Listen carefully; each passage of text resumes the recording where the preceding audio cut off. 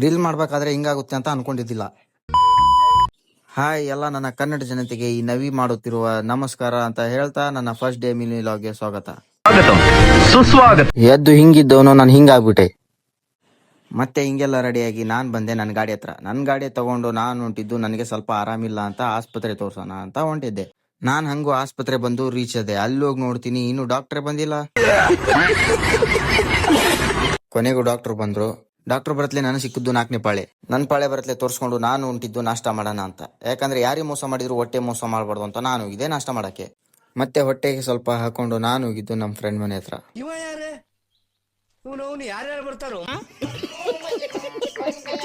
ಇದೆಲ್ಲ ಆದ್ಮೇಲೆ ನಮ್ ಟೋನಿ ಬಂದ. ಅವನ ಜೊತೆ ಸ್ವಲ್ಪ ಹೊತ್ತು ಟೈಮ್ ಪಾಸ್ ಮಾಡಿ ಇದಕ್ ಸ್ವಲ್ಪ ಎಣ್ಣೆ ಹಾಕ್ಸೋಣ ಅಂತ ಬಂಕ್ ಒಳಗ್ ಬಂದ್ವಿ. ಬಂದು ಇದಕ್ ಸ್ವಲ್ಪ ಎಣ್ಣೆ ಹಾಕ್ಸ್ಕೊಂಡು ನಾನ್ ನಮ್ ಫ್ರೆಂಡ್ ನ ಕರ್ಕೊಂಡು 1-2 ರೀಲ್ಸ್ ಮಾಡೋದಿತ್ತು ಅಂತ ರೀಲ್ಸ್ ಮಾಡಕ ಹೋದ್ವಿ.